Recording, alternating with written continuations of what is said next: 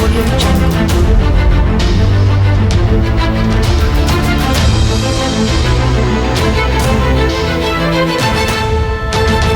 Audio Jungle.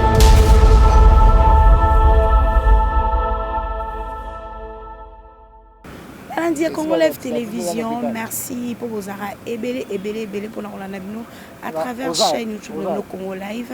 Oui, mais ça pensa que le belabino mais matali politique ya mboka Congo, lelo tozali bongo na mwana mboka Henri Magie wazali moko ya ba cadre ya PPRD na epenza tokolobela sur ba question d'actualité ikotambola na mboka na biso Congo. Mbote président Henri Magie. Mbote ndeko journaliste. En tout cas, Azolokumu. On y peut pas écouter mon PPRD Tokos, comme on est là qui n'a pas le baga. PPRD toujours. Oui, moi, je suis Henri Magie, qui est un discours au chef de l'État, fait son plan de sur l'état de la nation, n'a parlé du peuple. Moi, je suis le bel qui sur le point ébélé, dans le secteur nyonso y a vie humaine. Et là, on y pensa motuya yokanga qui na discours ya chef de l'État atako batunsu ba ko ba été discours wana ezaki pensa basé na mingi etal bongo promesse ba bi chef de l'État ko promettre ébélé kasi concret penda et réalité ko lo ba ni na discours ya chef de l'État. Discours à chef de l'État, on a découpé en quatre branches. Branche à Liboso. En tout cas, côté on a président de la République, à lobby malam makasi. À lobby pena malam pour moi Coco ce kotaki la relation entre FCC et Cash, mais expliquer que le mariage tient bon et on va aller jusqu'au bout. Donc le mariage côté on a éclaircissement c'est ça li et lingi oloba ke biso na PPRD na bande ko na biso ya IDPS to so na ka souté donc kimi ekoti na sepela ki makasi po na zwa ki moi problème moi kokoso na parti na ngai po tokenda ki tokutana ki na ndeko fils mukoko ya IDPS tokutana ki sous la demande du président de la République pour batumi bazo sous la demande du président de la République. Ndeto kenaki na palais de la nation bayambaki biso et pas ya mwana mboka Vital Kamerhe wazali directeur de cabinet du président de la République. C'est le sommet de l'État. Le directeur de cabinet, c'est-à-dire le sommet de l'État. Ayambi biso mais bateau ba na se ba komba la fa na sa banzete ba créer biso problème. Nga na PPRD na zwa ki problème. Il y a pas ces alaki que nazalaki très haut na hiérarchie à Ligue des jeunes. J'ai été rétrogradé comme un malpropre. J'étais vraiment très mal remercié. Ma boaki nga numéro 103. Na liste numéro 103. Balé que ngai yo na tangisi moi politique na la isi moi nini balé kinga ba misusu kutu ba koti PPD il y a même pas un mois. Ba komi ba konzi na ngai. Donc ba konza PPD ba monaki ke ndenge na kendaki kuna na salaki mabe. Mais après discours à Mozamboka j'ai été fortifié. Nalobi que non na komi hein mbometeli na komi po soki na salaki yango na ndenge yanga moko nzamba pesinga raison que na na raison ya koluka kimia na Congo mais lokola nga na salaki na ndenge yanga moko te eke bakonzo ya ngai o nga ko défendre nga na mwana omoni na pena kabilisto ya ndenge blague te. Donc kabiliste oyo ya ndenge blague te oyo penda ke tokowa pona ekolo nga donc raisi pena ndenge ala kinga kati kuna loba na mobutu na tsaka motema na ba béret rouge donc ayebi donc na béret rouge ya Kabila donc ako tia motema ko lala kimia ta nga na zali so za ki béret rouge mais pas rétrogradé oté na yebiso pena ke na kabiliso ya osakana te tango na lali na lamuki na monde ba finga papo ya ngai na la lina la mwa finga papa nga chaque jour méchant au sakanate donc méchant pena on a comment na méchant moko na rota feu na Kinshasa wa moto papa tu wa ko la nage ba kima ba katisi bra ba ko ba ku brazate ba cadavre na nzela donc na donc il y a la massacre na ndenge au sakanate donc ba po ba niveau akande komaki na ndenge au sakanate mais to exprimer kanda na biso to exprimer yango to passer à l'acte to bité Congo za quand même mboka na biso to tumbango te to solola et puis instruction zambe bengi banko ya gangi na zamba lobiki mekota et tant que soldat numéro 1 Joseph Kabila commandant à corps de gardien de la révolution du 17 mai première ligne de défense il y a Joseph Kabila nayoki mitindo zambe pesi na bi toboma moto tobomi moto totiena se pa oyo ebengi boya koto photo ndima penage ki mekoti to répondre on appelle à oyo ki mekoti tozonga boye bangungi banina mike bandi ko soa ko pesa to malaria yango gravité mais na discours à moi na mboka mokonza mboka Félix Tshisekedi Tshilombo et pesa ine sengo malobi en tout cas j'étais dans les bons ndenge ye asepelaki veut dire que son frère et ami Joseph Kabila pe asepeli soki Joseph Kabila sepeli ngana ngana sengo de sengo nango za munene wana likambo liboso likambo mibale ezali na ba promesse na cadre ba promesse ndenge président de la République a lobby que to coalition ya ba province nini pour le développement Congo to silisa banzela pour na relier ba capitale ba province pour économie tambola na sepeli mais na sepeli sous makasi dans likambo drainage ya fleuve Congo na balisage ya fleuve Congo pour na tango belge azalaka wa na tralaka société monene na ko sakana te on a très quoi pour tolandi facilité biso nyonso nzela poto port aboma na matadi et comment ko soko za muta Congo central to ko za déjà on a traité comme si on a traité tonga maki pour na Congo central or data ezali société monene pozaki ya Congo et puis développement Congo ezali basé sur l'ONATRA. Il y avait 33 000 bateaux 33 000 immatriculés sur le fleuve Congo.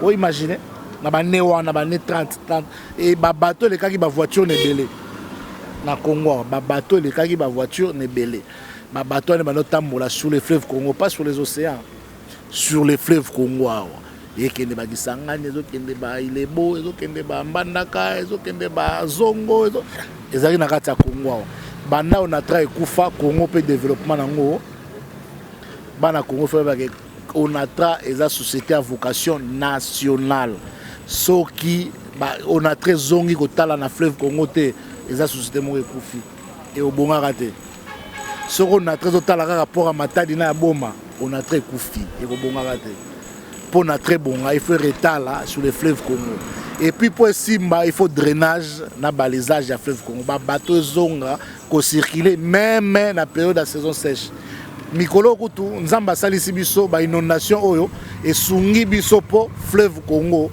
esungi na vivable il faut bato ba kufa pe po ya mususu bozwa makanisi ya kibo moto nzamba zongi biso bo moto alobi botala fleuve Congo bo négliger bato ba ko kufa po fleuve Congo za ko déborder soki ba mbule beti ba terrasse na biso memaka mai na ba rivière ne boka mawapi na fleuve soki fleuve mati ba rivière wana moye ko boka su mai na fleuve eza te mais totika ki fleuve na bandon pona nini pourquoi on ne drainait plus le fleuve nzamba rappelé biso ba moro ya ba mbulo et salami eza pour que vous vous occupez du fleuve.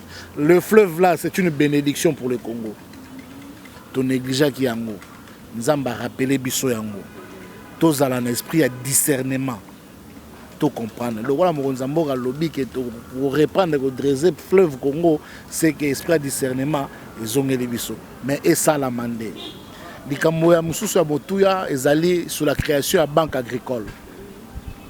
Le Congo ne peut jamais se développer sans l'agriculture. Bande on a biso ba utika sai ba tondia wana Kinshasa bantu ba komi ba wewa pona nini misala ezate na mboka misala nini ezali na mboka bilanga ma osala su bilanga ezate bilanga komi négligé na mboka bilanga komi négligé po ba bebe mbadula ba soso ya morphine so ya nini ba benga ngo wana ya kufa ya 20 ans ba oyela biso occasion fele to somba soso 6 000 francs ya kotumba na nini to bosani ke il faut to bokola ba soso na Congo to négliger bilanga En tout cas, banque agricole est très important. Un, pour nous éviter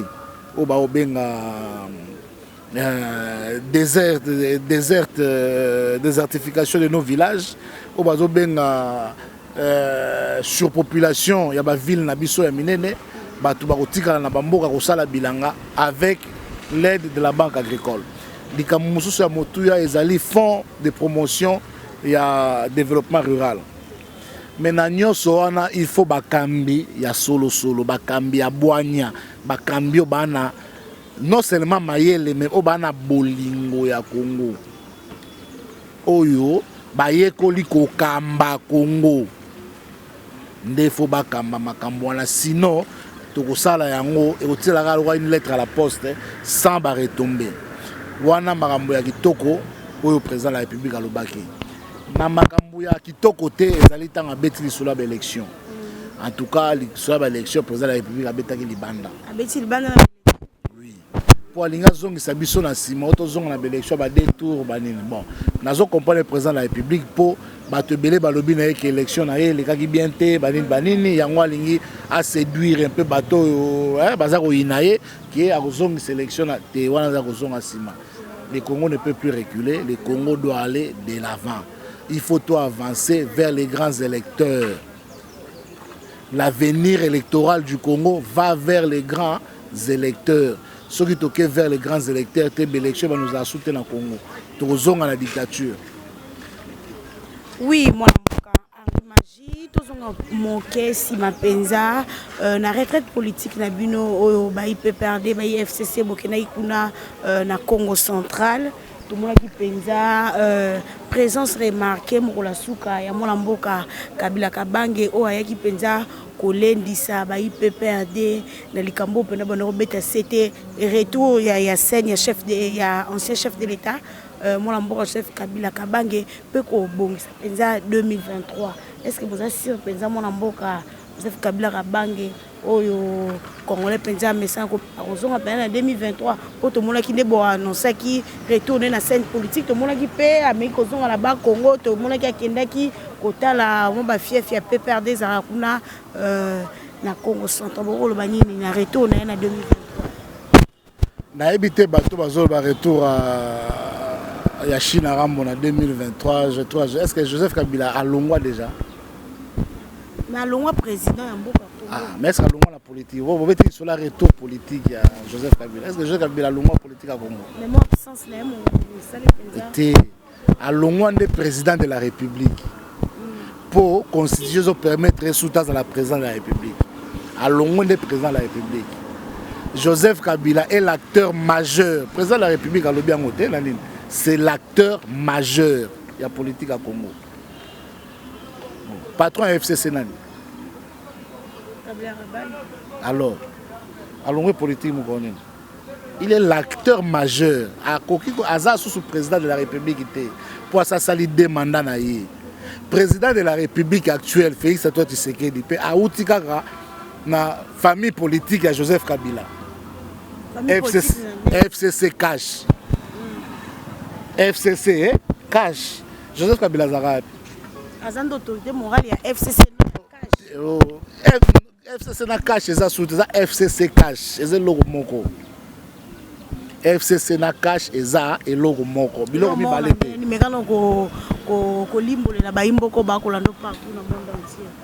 Te président de la République à l'Obéa boki des président de la République à l'Obéa ezaka ko éclaircir donc bokomi bon moko ko soine eza susute bo soine eza libala oyo papa na mama babalani papa memi bana na libala mama memi bana na libala bana wana pour bazo la ba chambre o chambre na ngala olala ngala yango wana esili mais papa na maman ba bala la chambre moko bino bana nde bo wela ba mbetu bo wela place ofanda bo wela kiti ofanda na table à manger te kala ofanda pembe na papa te mais papa na maman bala la chambre moko vous comprenez le FCC cache mariage kitoko Joseph Kabila Félix Tshisekedi Tokos. Donc bon kabona raté autoraki kuna boko nager kuna ba hyperkiti politique ba oyo nager zo luka position na ye na zo wela mbetu ngala ola mbetu azo wela mbetu nga wala la mbeto po place azaza la moins pression que ba petit amike ba bimi ba diplôme belé mito zo sala ba fonctionnalité ba petit bazo fonctionner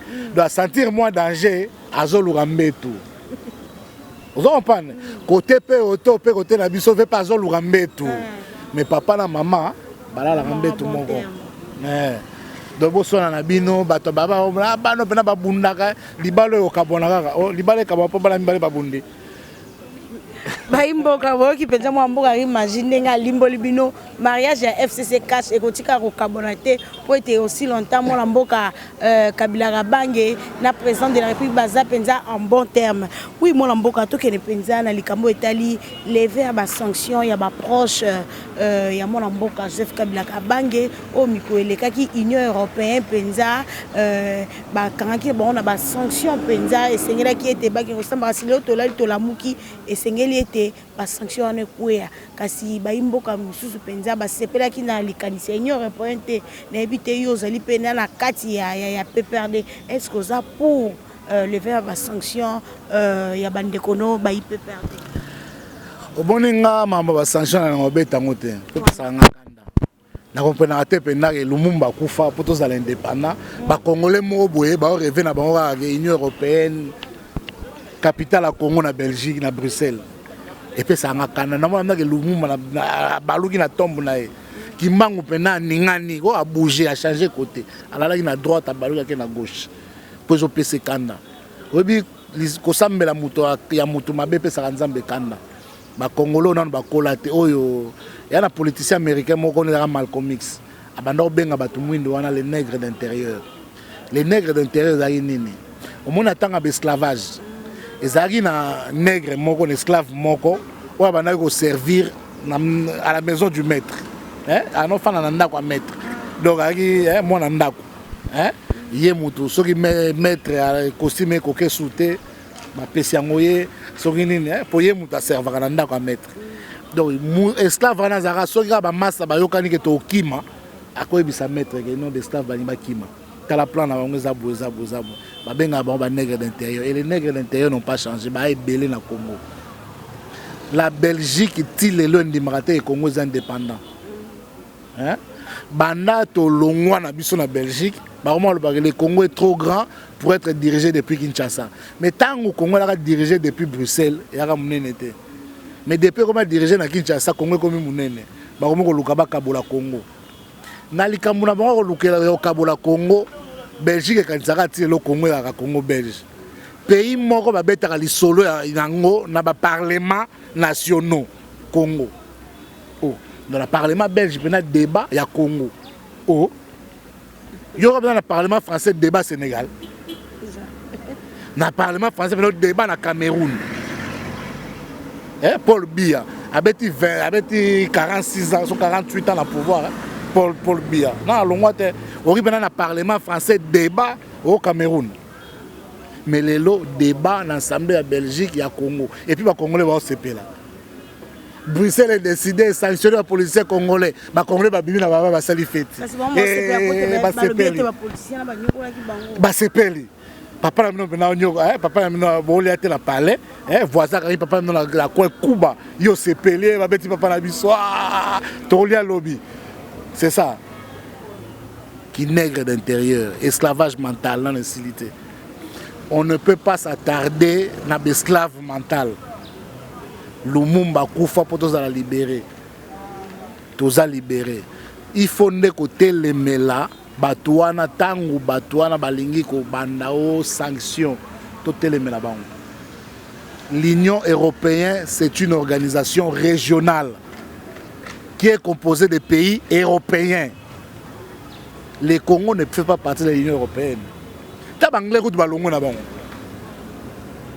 Banglais pena balobi ke tolongo na biso tozanga biso na Europe te to na biso ilo to ba européen te baboyi na bango balongo na bango na copa ba marocain ba algérien ba luka ko ta copa wana tilelo ba pembeni ba kota ka ba turc ba na Europe ba européen ba boya ka ba kota Union européenne mais non na Congo to senga na biso na kuta adhésion na Union européenne te mais chaque jour na parlement européen masolo Congo Le Congo était créé en 1883. Wapi. Ba créé Congo wapi. Oui, putain, on apprend. Congo ba créé Congo na Berlin. Berlin, capitale d'Allemagne. En 1830, on a créé l'État indépendant du Congo. Pour nous bâtir l'État indépendant. Bazu bamboka nyosa mokili ba pesi ngo pays bazu Congo État indépendant depuis Berlin. Donc les Européens ont un plan sur le Congo. Pour étudier le Congo, ba moni nyoso dans le Congo. Les paradis terrestres c'est au Congo.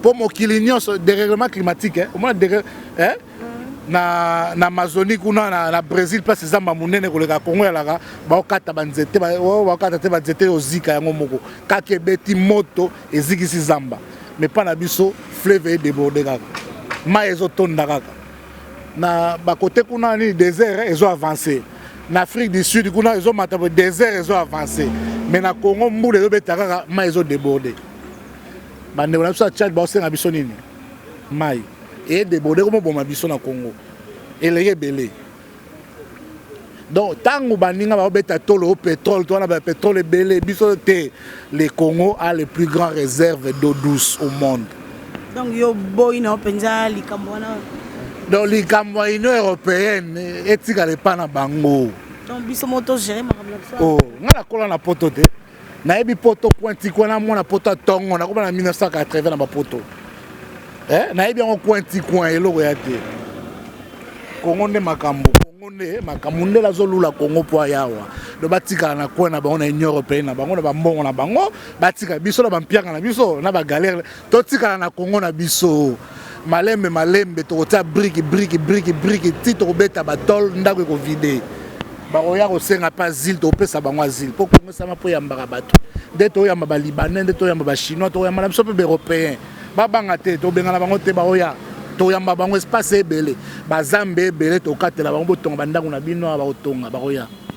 Oui, mwana mboka Henri Magie lelo penza to mona ki retour ya mwana mboka Martin Fayulu mokola dimanche pe asaki bongo discours na ye na place de l'échangeur ya ko beta c'était toujours na likambo etali vérité des urnes abiba ko sala ba action kalaté longo na lamuka pote basenga kaka bokonzi na bango oyo bayiba na likambo etali vérité des urnes ya mwana mboka Martin Fayulu ko loba nini na retour à Martin Fayulu pe na ko beta c'était na likambo etali vérité des urnes ayelanga la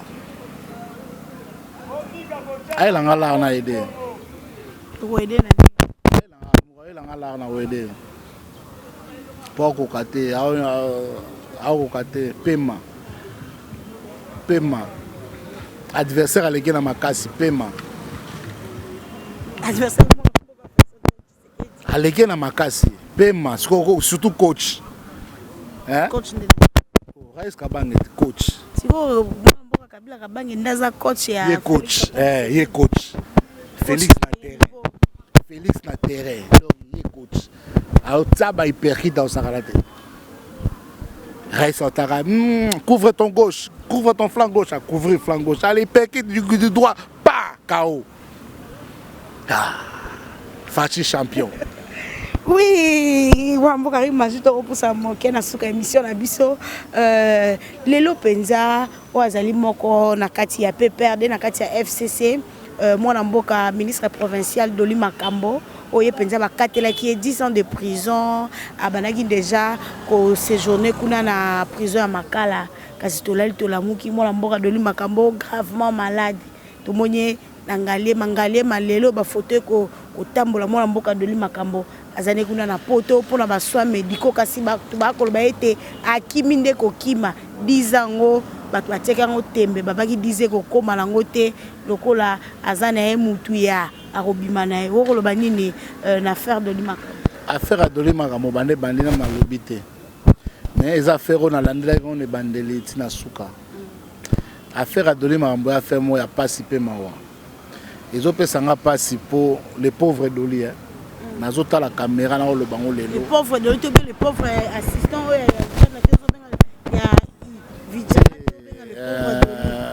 le mort hein les morts biso na soto mona ki yango zaki filmer ndenga kufelaki hein yaki filmer hein on a ba image ndenge pena to mona ki est-ce que il y avait assassinat kasi mwana mboka doli makambo ndati ndaki makambo est-ce qu'il y avait assassinat ndenge mona pena ba image wana il y avait assassinat pona yo ba ite doli makambo azai tozana banini il y avait pas assassinat c'était un accident malheureux qui a causé.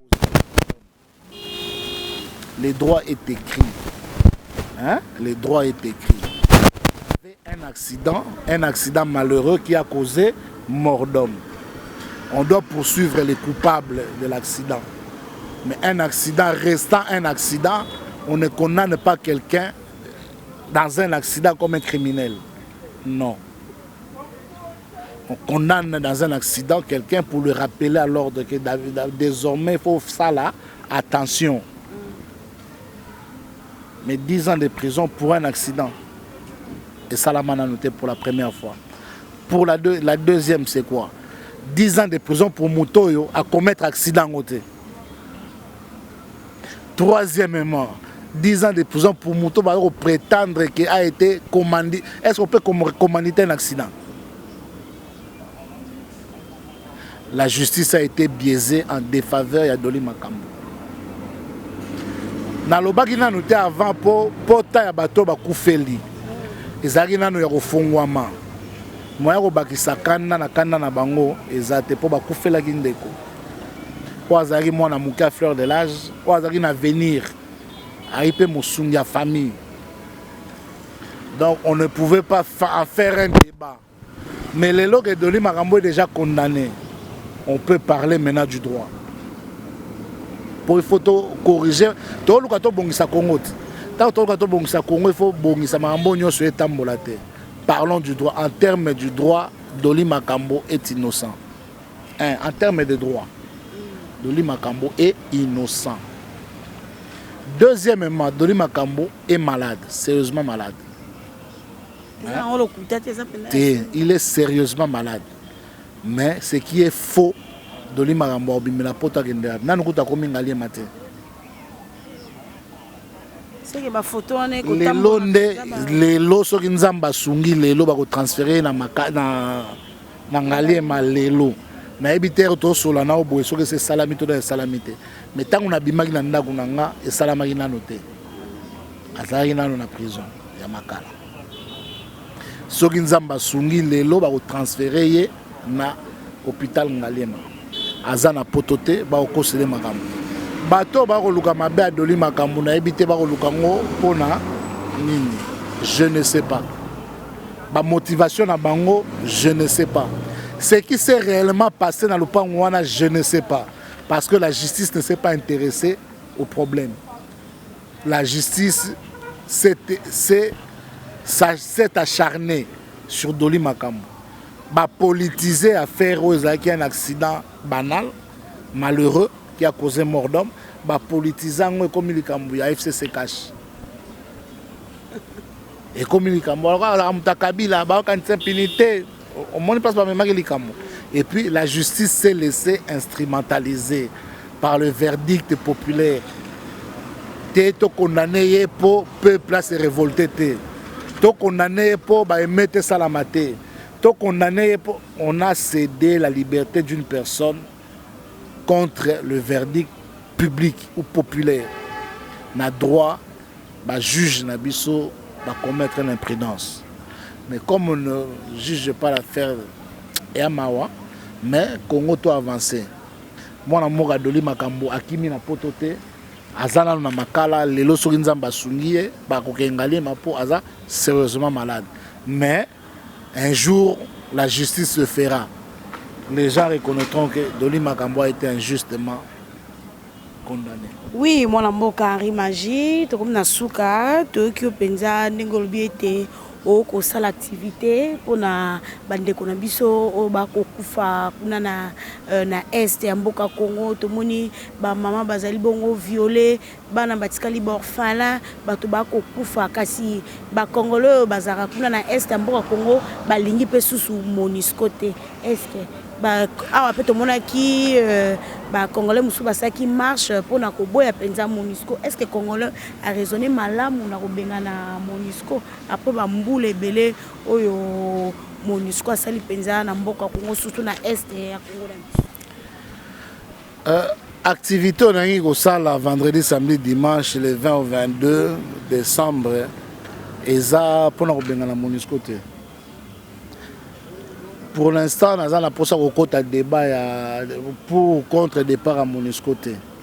Bien que je ne suis pas partisan, il y a domination néocolonialiste ONU et ça la Ramboka Afrique, puis Ramboka tiers-monde. Je suis révolutionnaire, je suis de gauche, je suis socialiste. L'impérialisme, la suprématie américaine sur le monde via les Nations Unies, ce n'est pas ma tasse de thé. Mais l'activité n'est pas liée au départ de la MONUSCO. L'activité on est allé matanga.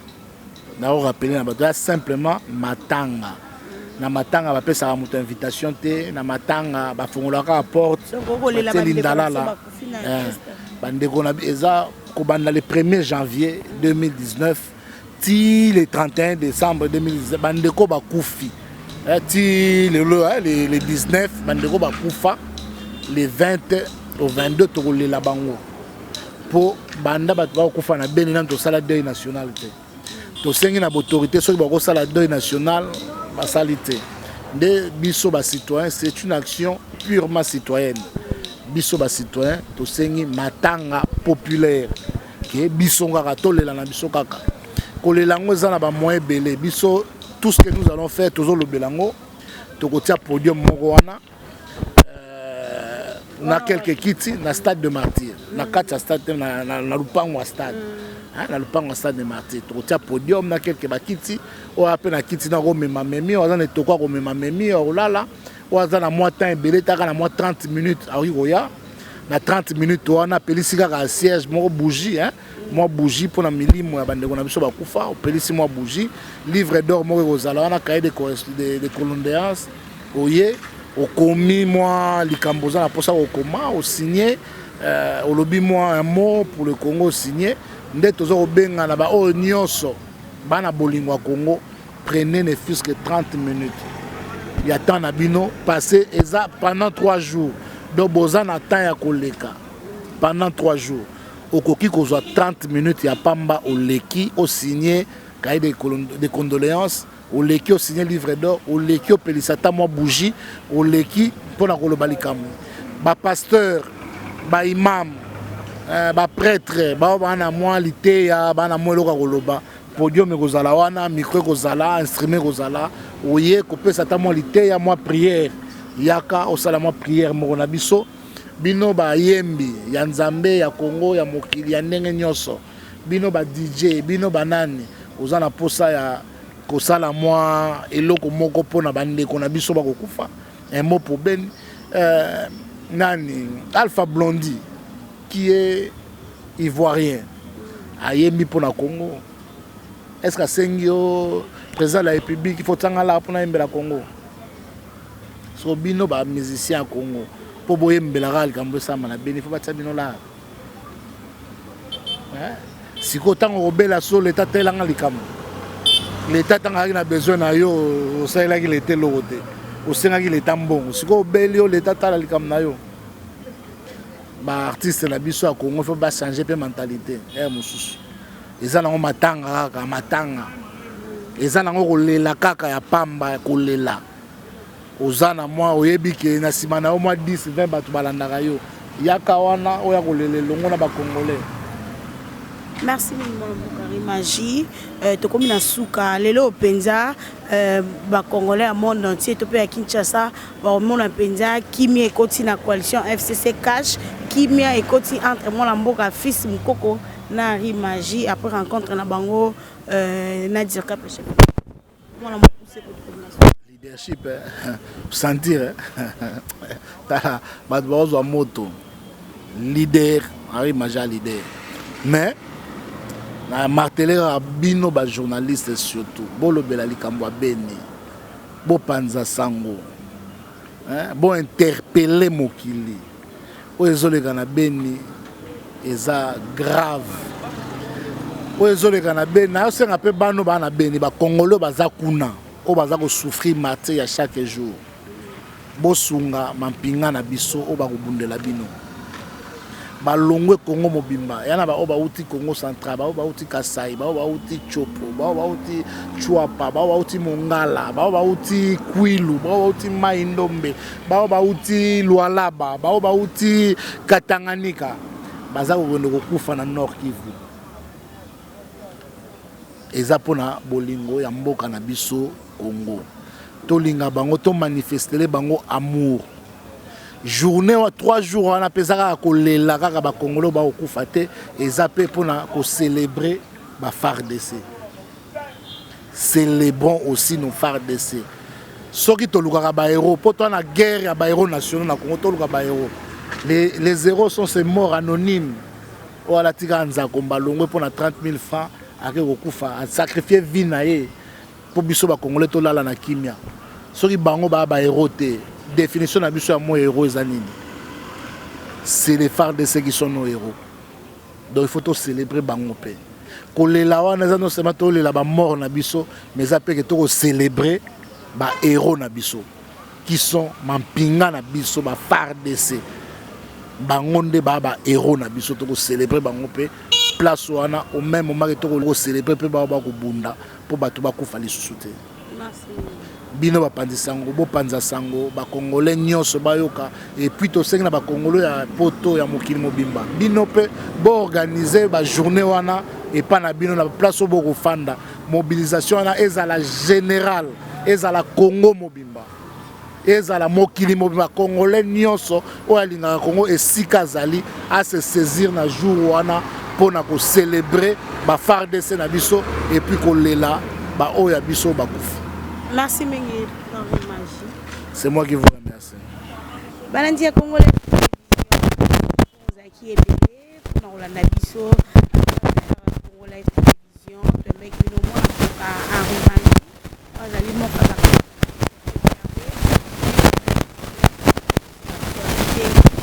tambola na mboka na suka.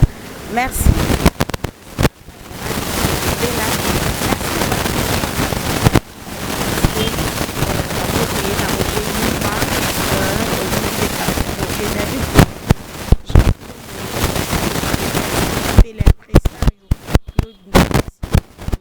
Ngala bino soki nzamba